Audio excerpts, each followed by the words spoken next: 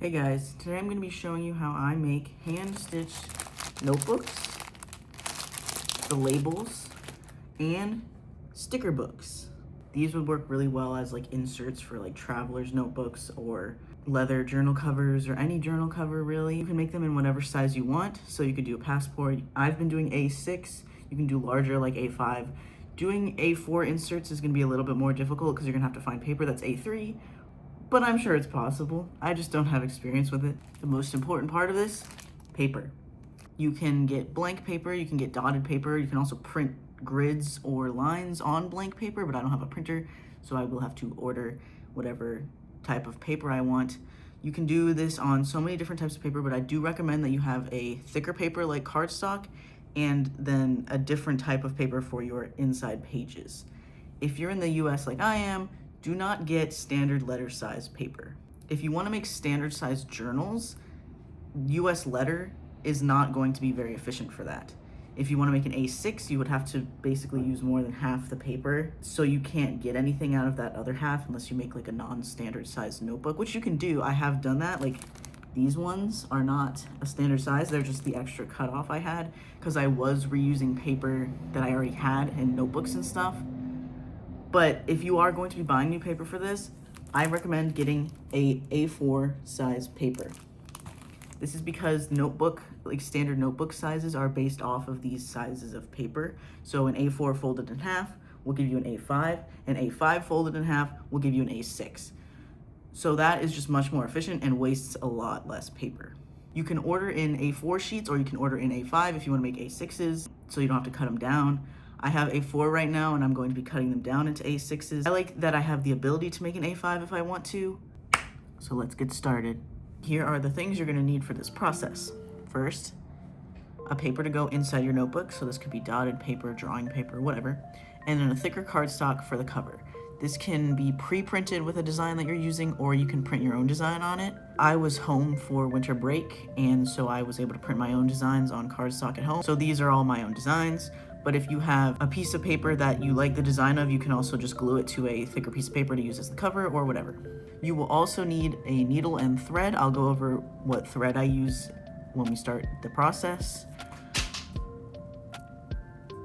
I also use a utility knife, a cutting mat, and a ruler to cut down all my paper, since I don't have an industrial paper cutter. If you have one of these, awesome. I really want one. But if you don't, you can just use like an X-Acto knife and a cutting mat. I also use something to crease my paper. You can just use like back of your scissors or whatever. But I have this thing that came with a scoring board. I'm not using the scoring board, but I am using this thing. If you want to do the vellum end pages, you'll need vellum. You can print on that as well. Editing Morrow here. You will also need something to poke holes in your paper with. You can use the needle if you have a thimble or like a hard object. I don't know how that would work, but I recommend a thimble if you're going to do that, or an awl. I'm using an awl. It makes it a lot easier. I'll talk more about this in the video. That's about it. I also have a heavy stack of books that I use to press my notebooks after I make them. You can use a book press for this as well, but it's not necessary. Okay, so my cardstock that I was printing the covers on was unfortunately standard letter size. So I do have some waste here. I calculated the size of an A6 in Photoshop, and then I basically just added another design at the bottom if I want to make one of these that is not a standard size.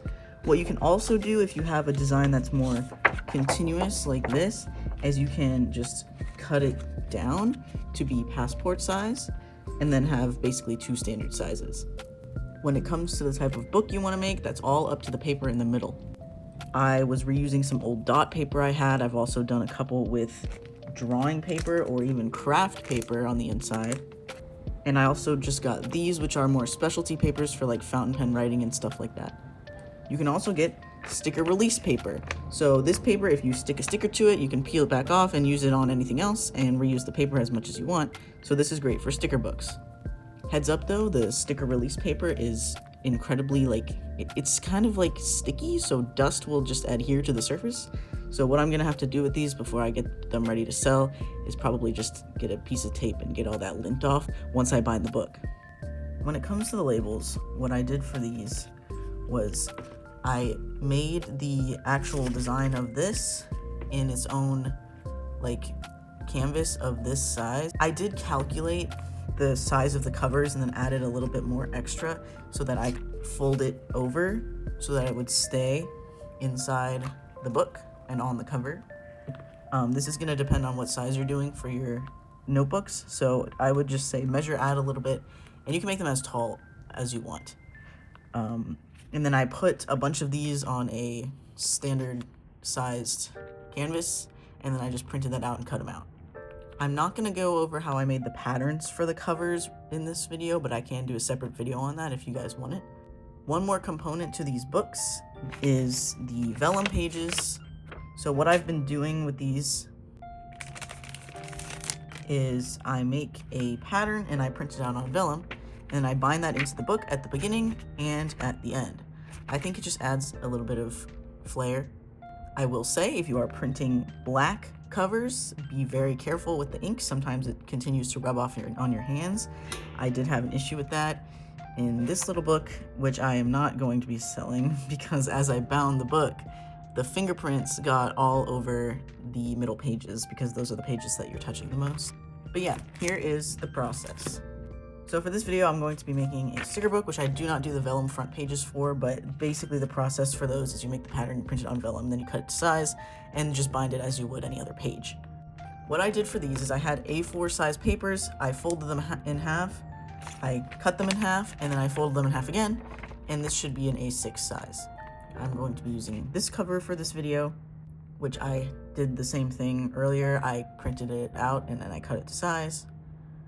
I've already cut and folded all of these pages, but I'm not going to use them all for this book. This was just all the sticker release paper I had. So when counting pages in a book, each side of the page counts as one.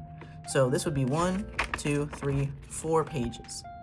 So for these, I'm going to make them 32 pages, which would mean that I have 8 of these folded pages because each one is 4 pages. I'm awful at math, so I had to pause and recount how many I had. I always feel like I'm getting this wrong. I meant to make this one 30 pages and it's 60 pages, so I'm going with the flow. So once you get these folded, you want to nestle them all inside of each other like this. And then put the cover on the outside. And essentially, once your book is bound, this is what it'll be. This next part is a little bit hit or miss, but you want a piece of cardboard to go underneath and probably a cutting mat beneath just to protect your table. Try to get these as lined up and as close to the spine as possible, and then put it face down on that cardboard. With the sticker release paper, it is incredibly slippery, so this part is really hard because it slides around all the time.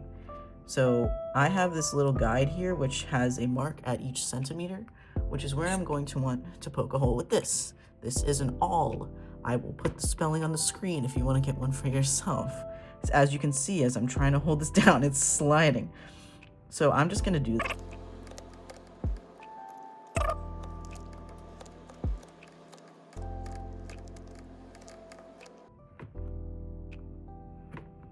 Okay, let's see how I did here. This is the moment of truth. Oh, not super great, but it'll work. So once you get those holes poked through, you don't actually have to completely stick to that. I'll show you what that means later. The next thing you're going to want to have is a needle and some thread. What I use for this is embroidery thread, and what I do to save a little bit is I will kind of try to get around the right length. And this embroidery thread has 6 strands, so I will locate 3 and then I'll tear it in half because it really doesn't need to be that thick when you're actually sewing the book together. And then you can save the other half for another notebook. The reason I like embroidery thread for this is you can get fun like ombre colors like this. Something that really saves my life is a needle threader. So you put the needle on this little wire, you put your thread through. It is so hard to thread this if you don't have one of these. So you put that around and then you just pull the needle through and it threads it for you. Thank you, needle threader. next you just tie it on here. I usually do a double knot just in case, because I have had it come undone before while I was sewing. I've also had the thread break, but I was pulling really hard and it wasn't coming through because there was a knot, and it was fine. I just had to re-thread the needle because it broke at the needle. And then you tie a knot on this other side. I usually go 2 to 3 times on this one because this is the knot that's going to keep it from just going, like, just coming out. So, nothing wrong with coming out, guys, but I'm really funny. Anyway, tying this around 3 times. And here is either the fun part or the grueling, painful part that sucks. So this is going to be the sewing part. I will start on the outside. So I'm lining this up again as much as I possibly can. And I start at the first ones that I poked. And then you just try to locate where you poked those holes and line them up, which is, the first ones are always the most difficult to line up, I've noticed. So sometimes you just end up poking another hole, which, not ideal, but I mean, it works. There we go. So I did kind of poke another hole there, but pull it through all the way and make sure that knot's gonna hold, which it didn't actually. Okay, that knot is a monster. Hopefully it's fine. Okay, that one's good. Okay, so once you get that first stitch, you want to go to the second one and go the other direction.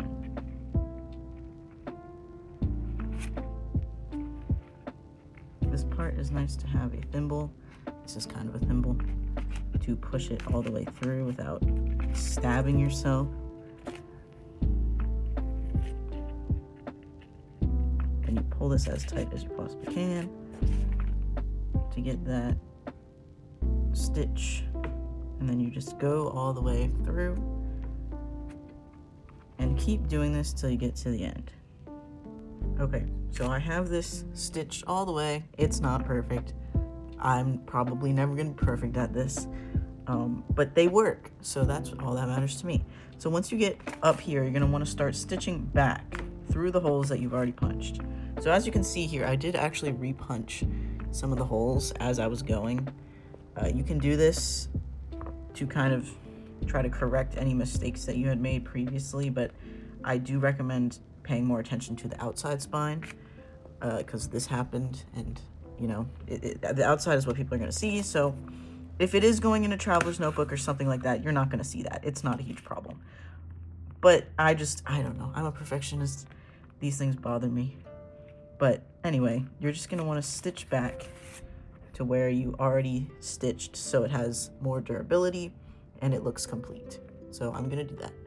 Okay, so once you get here, back to the knot. This is going to be harder to stitch through usually, but it's not super hard. But this is the last stitch. Back up.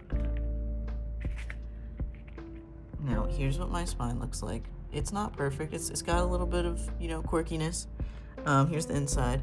So now that the final stitch is done, you're gonna have this on the inside. You want to thread it underneath that first stitch that you did. Hold on. And then into the loop to tie it into a knot. I usually do this like 2 to 3 times because I want these to not fall apart.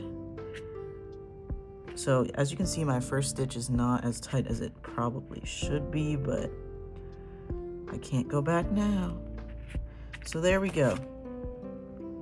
And then just cut that. Make sure not to cut off the knot. And then you can cut off this bit on the end. And there you go. So here's the book. Once you get it here, you're gonna wanna crease that spine again. So try to line this up as much as you possibly can and fold it. There we go. At this point, if you do have an industrial paper cutter, you can cut down this edge to make it super flat. You can do the top and the bottom too if you want to. I don't have that. I've tried cutting those edges with the X-Acto knife like I cut everything else. It honestly just looks like a mess. I can't get it to look good. So I just have been leaving them for now. So this one has 32 pages. So then I take my label strip that I made. I make sure you can see the pages, but I try to get it as far to the side as I can so that there's enough to go inside the cover on the other side. Fold it around here, and these are the amount I have left. And then fold this in. Doesn't have to be perfect. And do the same for the back. And there we go. Next, I will typically put this under a heavy pile of books so that it presses it a little bit so it stays closed more. But yeah, that's my process. Thanks for watching. Subscribe, like the video. Yeah, bye-bye.